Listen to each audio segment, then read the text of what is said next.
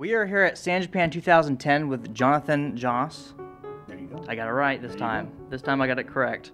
He is the voice of John Redcorn on King of the Hill, which was in season for 13 seasons, and has now been unfortunately canceled. Yes, we're the second longest running animated series next to The Simpsons. So this San Japan is an anime convention, but you don't work in the localization of anime. But it's pretty much a similar process, correct? Very similar, as opposed to anime where you go in and you meet the flaps and you kind of lock everything into the lips, whereas it's kind of like buying a used car, you get backed into the deal. As opposed to, I guess, American, cartoons, we work from the ground up. Basically, they play off of us. The reason why I guess I'm at anime conventions is because, one, I can be, and usually when I offer my help or desire to be at one, they're very, very nice and forthcoming and allow me to be a part of I guess, animation history. In doing this, I've discovered that there is a following, there is a crossover. A lot of the fans that are anime fans, do watch King of the Hill. Now that we're on Adult Swim and kind of have that genre or within that clique, I've noticed a lot of new fans. I'm just very impressed with them. I do other film and TV projects, everything back to Charm, to Walker, Texas Ranger, to Dead Man's Walk, Texas. And it's surprising how a lot of the younger people that I've met actually have me call their parents because they watch King of the Hill with their grandparents, with their mom, with their dad. But it's just nice to be a part of a group of animation that really has a strong fan following. Everyone that I know has seen King of the Hill or are actually familiar with King of the Hill. But to be a part of something where people actually live it, take on these characters, take on these lifestyles is really a lot of fun. To see the power that animation has over the youth of America. Now, with the television industry in general, are they having the same problems that the localization of anime industry is having with the internet piracy?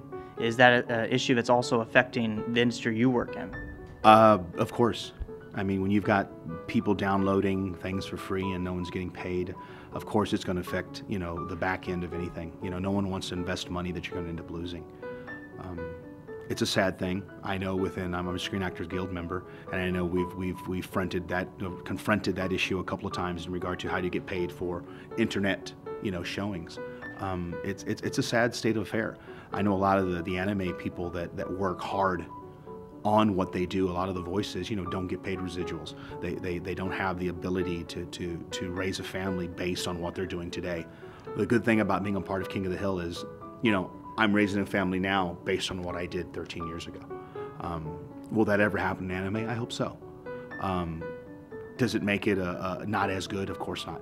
I'm again very impressed with the fan following.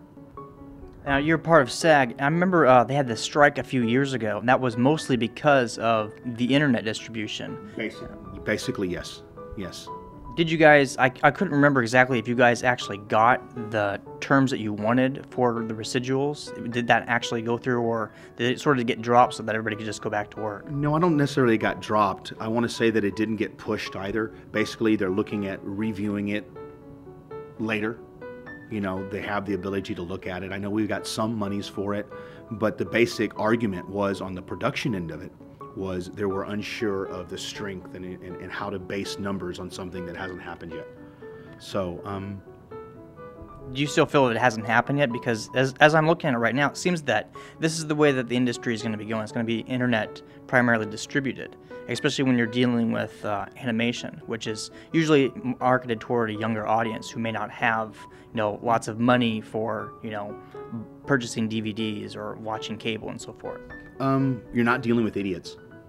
I think in a short time people will know the power of the internet, know what kind of monies you can make off the internet, and I think everything will fall in place. Thank you so much for this interview. Thank you very much, man.